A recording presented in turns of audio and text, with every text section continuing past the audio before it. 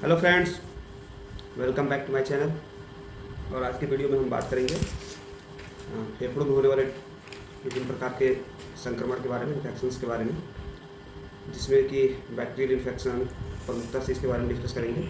Fungal infection और viral infection, 3 तरह के जो इन्फेक्शन होते हैं। और इसमें जो वीडियो में मेन मतलब जो खास बात है वो ये है कि हम इसमें जो भी फेफड़ों के इन्फेक्शन के लिए प्रयोग किए जाने वाले एंटीबायोटिक्स हैं उनके बारे में डिटेल बात करेंगे। फिर हम उनमें कुछ जो डायग्नोस्टिक टेस्ट होते हैं उसके बारे में बात करेंगे, जैसे पीसीआर टेस्ट हो गया या फिर सीबीसी हो गई, एक्सरे हो गया, तो ये हो गई। ठीक है, तो वीडियो में अंत तक बने रहिएगा और पूरा वीडियो देखने के बाद ही आपको ये कंफर्म हो जाएगा कि कौन सा एंटीबायोटिक किस स्तर मतलब किस लेवल तक के इन्फेक्शन के लिए ज़रूरी है। ठीक है, यूँ तो हर कोई आजकल छोटे छोटे इन्फेक्शन में हाई लेवल के एंटीबायोटिक्स प्रयोग कर लेते हैं। तो एक जो तर्क संगत यूज होता है एंटीबायोटिक्स का, वो इस वीडियो में हम बताएंगे कि आपको कौन सा एंटीबायोटिक कब लेना है और डॉक्टर आपको कौन सा एंटीबायोटिक कब लिखते हैं। ठीक है, डॉक्टर के बिना प्रिस्क्रिप्शन का आप कोई भी एंटीबायोटिक प्रयोग ना करें और ना ही आप ऐसे किसी इंसान के भरोसे मतलब एंटीबायोटिक प्रयोग करना शुरू कर दें जो कि उसके पास एक वैलिड मेडिकल डिग्री नहीं है। तो आप किसी भी एक क्या बोलते हैं एमडीआर जो होता है उसके शिकार हो सकते हैं, मल्टी ड्रग रेसिस्टेंस। क्योंकि अगर आपको जिस एंटीबायोटिक की जरूरत नहीं है वो एंटीबायोटिक अगर आपको लगाया जा रहा है बार बार, तो आपकी बॉडी उसके अगेंस्ट जो है एंटीबॉडी बना लेती है और फिर वो ड्रग जो है आपको आगे किसी भी इन्फेक्शन में काम नहीं आता है।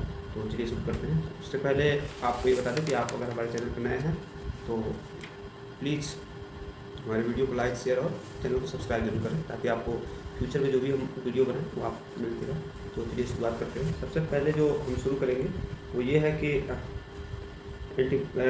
इन्फेक्शन जो लंग्स के इन्फेक्शन होते हैं कितने प्रकार के होते हैं। तो लंग्स के इन्फेक्शन 3 प्रकार के होते हैं। पहला हो गया वायरल इन्फेक्शन जो मैंने आपको बताया था, दूसरा हो गया आपको बैक्टीरियल इन्फेक्शन जिसके बारे में हम लोग बात करेंगे, तीसरा जो हो गया होगा फंगल इन्फेक्शन। ठीक है, तो सबसे जो प्रमुख है आज के में वो है बैक्टीरियल इन्फेक्शन। लेकिन इसमें वायरल इन्फेक्शन के बारे में कुछ चीज़ें जान लेते हैं। जैसे कि अगर वायरल इन्फेक्शन है तो इसमें स्टार्ट में आपको क्या क्या होगा, उसके बाद फीवर का क्या है, कब क्या है, मतलब जो खांसी आती है वो आपका म्यूकस और फ्लेगम जो बनता है उसको म्यूकस या फ्लेगम बोलते हैं या फिर बलगम बोलते हैं हिंदी में, उसके बारे में। तो चलिए एक एक करके सबके बारे में जानकारी लेते हैं। तो सबसे पहले ये हो गया कि सिम्टम का स्टार्टिंग सिम्टम जो भी अगर वायरल लंग इन्फेक्शन है तो उसमें स्टार्टिंग जो सिम्टम होगा उसमें क्या होगा धीरे धीरे बढ़ेगा। दूसरा जो फीवर है, फीवर इसमें जो होता है वो वेरी मतलब लो होता है, बहुत ही लो होता है, जैसे कि 100 से 101 डिग्री फ़ारेनहाइट तक होता है। नेक्स्ट जो है कि आपको खांसी जो होगी वो सूखी खांसी होगी या हल्की होगी या फिर बलगम के साथ भी हो सकती है थोड़ी बहुत। ठीक है, नेक्स्ट जो है कि कफ अगर आपका जो है जो म्यूकस है, सॉरी कफ नहीं म्यूकस जो है या फ्लेगम जिसको बोलते हैं, जिसको कि आप बलगम भी बोलते हैं, वो जो होगा साफ होगा या फिर हल्का सफ़ेद होगा। ठीक है, नेक्स्ट जो है कि सांस लेने में आपको दिक्कतें हो सकती हैं और हल्की हल्की दिक्कतें हो सकती हैं। बॉडी पेन हो सकता है आपको हल्का फुल्का, ज़्यादा नहीं होगा, हल्का फुल्का होगा। छाती में जो दबाव होगा वो बहुत हल्का सा छाती में दबाव हो सकता है, महसूस कर सकते हैं आप। और जो बॉडी में पेन होगा उसके साथ साथ आप थकान महसूस करेंगे, थकान भी होगी बॉडी में। नेक्स्ट जो है कि अगला जो वो है कि इसमें जो सर्दी जुकाम जो होगा जिसमें कि नाक बहना, आँखों से पानी गिरना या फिर जो है ये जो होगा ये रेगुलर होता रहेगा, मतलब कि सर्दी जुकाम जो है आपको रेगुलर बेसिस पे लगते रहेंगे। नेक्स्ट ट्रीटमेंट इसका इसमें ऐसे ही है तो 3 से 4 या 5 दिन में ठीक हो जाते हैं। बाकी अगर डॉक्टर आपको हो सके तो सिम्टोमेटिक ट्रीटमेंट दे सकते हैं। ठीक है, नेक्स्ट जो है कि अगर यही बैक्टीरियल इन्फेक्शन की देखा है, बैक्टीरियल इन्फेक्शन में क्या क्या होता है। बैक्टीरियल इन्फेक्शन में जो होगा वो शुरुआत जो होगा वो अचानक से होगा, सडन स्टार्ट होगा और बहुत ही मतलब स्ट्रॉन्ग रेस्पॉन्स होगा। रेस्पॉन्स क्या होते हैं मतलब जो इसके सिम्टम्स होंगे बहुत सिम्टम बहुत तेज़ी से दिखेंगे और बहुत जल्दी होंगे।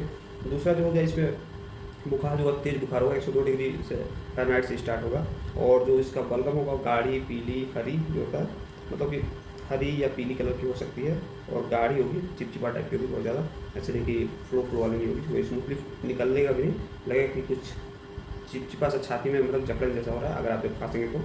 और क्या होगा कि बदबूदार भी हो सकता है, कभी जो बैक्टीरियल इन्फेक्शन होते हैं लंग्स में उनके जो बलगम होते हैं वो बदबूदार होते हैं और ज़्यादा भी हो सकते हैं और बड़े भी हो सकते हैं। म्यूकस की क्वांटिटी होगी ज़्यादा होगी, बड़ी होगी, जो कि वायरल इन्फेक्शन से ज़्यादा होगी। नेक्स्ट क्या है कि इसमें जो छाती में दर्द होगा बहुत तेज़ होगा और सांस लेने में आपको बहुत दिक्कत होगी। बॉडी पेन जो होगा आपका ग्रेजुअली बढ़ता रहेगा, धीरे धीरे बढ़ता ही जाएगा, कम नहीं होगा।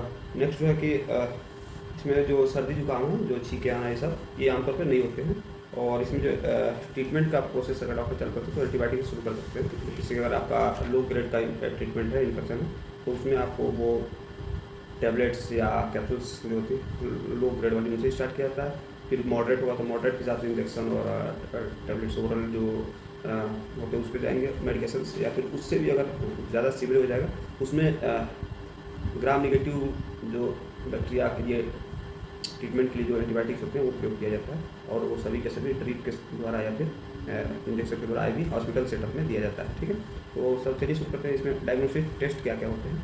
इसमें डायग्नोस्टिक टेस्ट आपके 2-3 हो सकते हैं, जैसे कि आपका CBC कराया जा सकता है, स्पूटम टेस्ट कराया जा सकता है, चेस्ट एक्सरे कराया जा सकता है, PCR टेस्ट कराया। तो PCR टेस्ट जो होता है वायरल इन्फेक्शन के लिए होता है, और जो आपका CBC कराया जाता है उसमें ये देखा जाता है कि आपके WBC की संख्या तो बड़ी हुई है। अगर WBC की संख्या बड़ी हुई है तो ये बैक्टीरियल इन्फेक्शन को कंफर्म करता है। ठीक है, उसके बाद चेस्ट एक्सरे से भी पता चल जाता है कि इन्फेक्शन किस लेवल तक का और किस चेस्ट में ज़्यादा है। ये जानने के लिए चेस्ट एक्सरे डॉक्टर जो है एडवाइस करते हैं। नेक्स्ट जो है कि आप अगर इन्फेक्शन कंफर्म हो गया, मतलब बैक्टीरियल इन्फेक्शन आपका कंफर्म हो गया, तो ट्रीटमेंट क्या क्या डॉक्टर आपको एडवाइस करते हैं। तो सबसे पहला जो होता है कि आपको जो फर्स्ट जो चॉइस बोलते हैं मेडिसिन, इसमें आपको एमोक्सिसिलिन 500 mg का स्टार्ट किया जाता है, 500 मिलीग्राम में, जो कि OD या BD दिया जाता है 5 से 7 दिन तक। ये सॉरी OD नहीं, BD या TDA दिया जाता है, दिन में 2 या 3 बार दिया जाता है, सुबह शाम, या दिन में 3 बार 8 घंटे गैप पे दिया जाता है। और ये जो होता है ये 5 से 7 दिन तक, या फिर ज़रूरत के हिसाब से डॉक्टर इसको एक्सटेंड भी कर सकते हैं।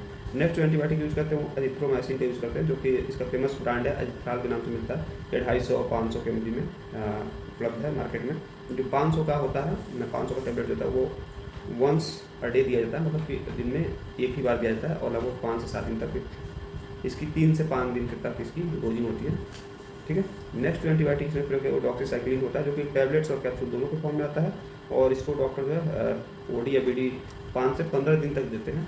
ठीक है, इसका जो यूज होता है 5 से 15 दिन तक का प्रयोग किया जाता है। अब गंभीर जो समस्या अगर आपको हो गई है, थोड़ा सा हायर लेवल का इन्फेक्शन हो गया है, तो उसमें इंजेक्शन चलाया जाता है, जिसमें कि लिवोफ्लॉक्सासिन और बॉक्सीफ्लॉक्सासिन 2 इंजेक्शन इसमें चलाए जाते हैं।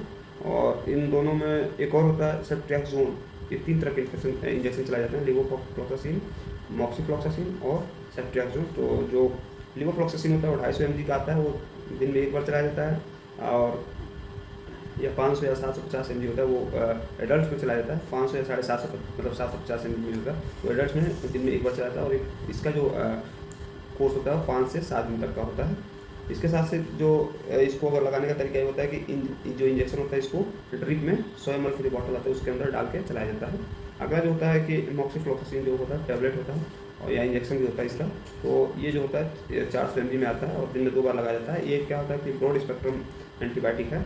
और नेक्स्ट जो है सेफ्ट्रैक्सोन इंजेक्शन है, जो कि 250, 500 और 1000 मिलीग्राम, 1000 मतलब कि 1 ग्राम के फॉर्म इंजेक्शन के फॉर्म में आता है, और ये 3 से 7 दिन तक लगाया जाता है। स्पेशली ये मरीज जब हॉस्पिटलाइज होते हैं तभी लगाया जाता है। अगर इन ऊपर दी हुई जितनी भी दवाएं हैं, जैसे हमने 6-7 दवाओं का नाम बताया, अगर इनसे किसी व्यक्ति को आराम नहीं मिल रहा है, या फिर कोई व्यक्ति इसके रेसिस्टेंस को झेल रहा है, या फिर किसी को इनसे एलर्जी वगैरह है, तो उस केस में हम पिप्रासिलिन टेजोवैक्टम का जो इंजेक्शन आता है वो प्रयोग करते हैं, जो कि स्पेशली ICU के पेशेंट में यूज़ किया जाता है, जिसमें सारे एंटीबायोटिक्स फेल हो गए होते हैं, वही काम करते हैं। या फिर MDR हो गया, मल्टी ड्रग रेसिस्टेंस हो गया व्यक्ति, तो वहाँ पे इस इंजेक्शन का यूज़ किया जाता है, जिसमें कि मेरोपेनम जो है फेमस ब्रांड है, या फिर वेंकोमाइसिन है, या फिर लिनेजोलिड है। ये 3 तरह के इंजेक्शन होते हैं, जो कि तीनों के तीनों क्या होता है ग्राम नेगेटिव बैक्टीरिया पर काम करते हैं, और इन्हीं का प्रयोग किया जाता है हॉस्पिटल सेटअप में। अब हम ये आपको बता दें कि आखिर एंटीबायोटिक जो होते हैं कि इनका प्रयोग डॉक्टर क्यों करते हैं, और फ्रिक्वेंटली मतलब क्यों करना पड़ जाता है। इसका ये रीज़न होता है कि आदमी को अगर थोड़ी सी भी कोई एलर्जी हुई, बैक्टीरियल इन्फेक्शन ना हुआ होकर अगर वो मान लीजिए वायरल इन्फेक्शन हो गया, वहाँ भी अगर आप एंटीबायोटिक्स लेते हैं तो धीरे धीरे क्या होता है कि आपकी जो बॉडी होती है वो एंटीबायोटिक से रेसिस्टेंस हो जाती है, और वहाँ पर क्या होता है कि इन जो आपको नॉर्मल बैक्टीरिया से एंटीबायोटिक से जो बैक्टीरिया के रोकथाम में हेल्प मिलती थी वो नहीं हो पाती है। उसके लिए आपको हायर स्टेप्स अपनाने पड़ते हैं, मतलब हायर डोज के या फिर ऊपरी जो एंटीबायोटिक होते हैं उनको अपनाने पड़ते हैं, और धीरे धीरे क्या होता है आपकी बॉडी होती है MDR का शिकार रहती है, मतलब मल्टी ड्रग रेसिस्टेंस का शिकार रहती है। इसलिए कभी भी अगर आपको एंटीबायोटिक लेने की जरूरत पड़ जाए तो कभी भी आप अपने फार्मासिस्ट या फिर अपने डॉक्टर से कंसल्टेशन के बाद ही एंटीबायोटिक्स का प्रयोग करें, क्योंकि एंटीबायोटिक्स का एक बार अगर आपके अंदर उसका एंटीबॉडी बन गया तो वो फिर आपको फ्यूचर में कभी भी लो डोज से कभी ठीक नहीं होंगे, और धीरे धीरे अगर आप बहुत सारी बैक्टीरिया से मतलब ग्रसित हो गया है, इन्फेक्शन हो गया है, तो वहाँ पे आपके लिए नॉर्मल एंटीबायोटिक काम नहीं करेगा, और आपको हर बार ही ICU का सहारा लेना पड़ेगा। इसलिए हमेशा आपको अगर कभी भी ऐसी कोई समस्या लगे तो अपने डॉक्टर से ज़रूर कंसल्ट करें। Thank you.